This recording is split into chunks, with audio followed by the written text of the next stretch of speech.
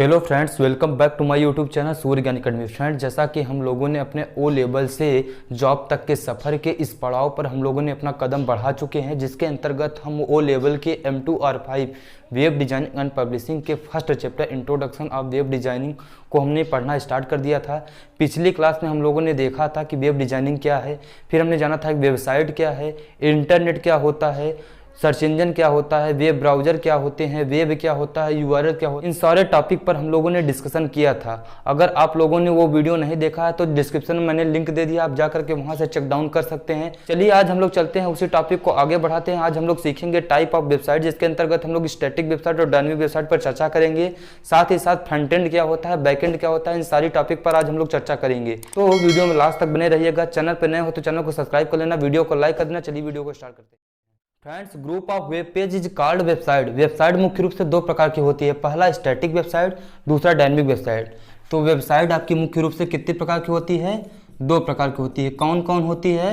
Static website, दूसरा है आपका डायनामिक वेबसाइट। तो वेबसाइट आपकी मुख्य रूप से दो प्रकार की होती है, पहला स्टैटिक वेबसाइट, दूसरा डायनामिक वेबसाइट। स्टैटिक वेबसाइट का मतलब ऐसी वेबसाइट जिसमें यूजर के इंस्ट्रक्शन के अनुसार कंटेंट बदलते नहीं हैं। जैसे आपका लैंडिंग पेज हो गया, आपका लैंडिंग पेज हो गया, आपका पर्सनल ब्लॉग हो गया, ये सारी वेबसाइट किसके अंतर्गत आती है? स्टैटिक वेबसाइट के अंतर्गत आती है।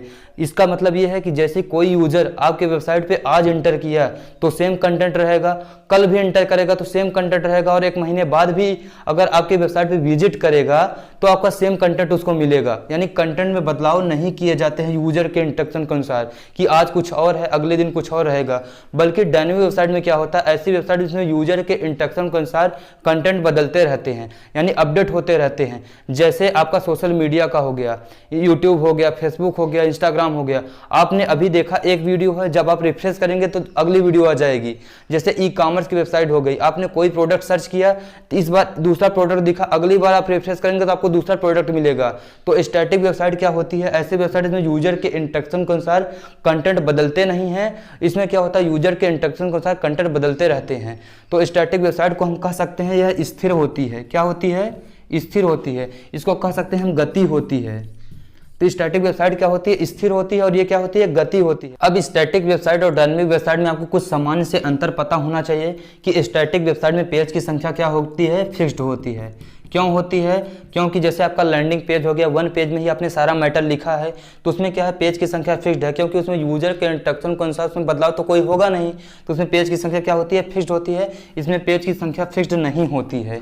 इसमें क्या होता है, रन टाइम में चेंजिंग नहीं किया जा सकता है।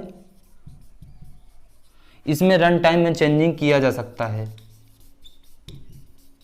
इसमें क्या होता है, डेटाबेस की आवश्यकता नहीं होती है। डेटाबेस का यूज नहीं किया जाता है, इसमें डेटाबेस की आवश्यकता होती है। स्टैटिक वेबसाइट ब्राउजर पर जल्दी लोड होती है, डायनामिक वेबसाइट ब्राउजर पर जल्दी लोड नहीं होता है। स्टैटिक वेबसाइट को बनाने में कम समय और कम लागत लगती है, और डायनामिक वेबसाइट को बनाने में ज़्यादा समय और ज़्यादा लागत लगती है।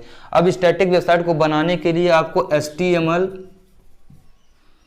जावा स्क्रिप्ट, CSS जैसी लैंग्वेज आपको आना चाहिए, और डायनामिक वेबसाइट को बनाने के लिए आपको PHP, पाइथन, रूबी, जावा आदि सर्वर साइड की लैंग्वेज आपको आना चाहिए। तो स्टैटिक वेबसाइट को बनाना आसान होता है और डायनामिक वेबसाइट को बनाना कठिन होता है। तो इतना कुछ सामान्य सा अंतर आपको स्टैटिक और डायनामिक में पता होना चाहिए। तो फ्रेंड्स, हर एक वेबसाइट के दो साइड होते हैं, पहला फ्रंट एंड, दूसरा बैक एंड। फ्रंट एंड, दूसरा बैक एंड। चलिए अब हम इसमें अंतर समझते हैं कि फ्रंट एंड क्या होता है और बैक एंड क्या होता है। फ्रंट एंड को हम कह सकते हैं यूजर साइड, और बैक एंड को हम कह सकते हैं सर्वर साइड। Server side. तो फ्रेंड्स, फ्रंट एंड का मतलब होता है यूजर साइड और बैक एंड का मतलब होता है सर्वर साइड। यूजर साइड क्या होता है, सर्वर साइड क्या होता है, चलिए आपको एक एग्जांपल के साथ समझाता हूं। मान लीजिए आपको किसी जॉब के लिए अप्लाई करना है, आपको रजिस्ट्रेशन करना है। आप चले गए सरकारी रिजल्ट की वेबसाइट पे।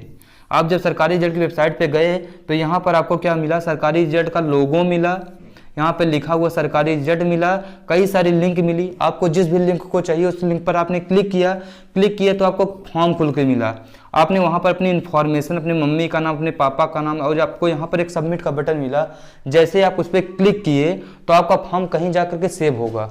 तो इतनी सारी चीज़ें कि आपको लोगो दिखा, आपको सरकारी रिजल्ट की वेबसाइट दिखी, आपको वेबसाइट के अंतर्गत लिंक दिखा, फॉर्म खुल के मिला, आपने फॉर्म फिलअप किया, आपको सबमिट का बटन मिला। तो इतनी सारी चीज़ें, जितनी सारी चीज़ें यूजर को दिखता है, यानी यूजर डायरेक्ट इंटरेक्ट करता है, वो क्या होगा, वो आएगा आपका यूजर साइड के अंतर्गत। उसके बाद सर्वर साइड क्या है, जब आपने सबमिट पे क्लिक किया तो आपका फॉर्म कहीं जाकर के सर्वर पे सेव हुआ।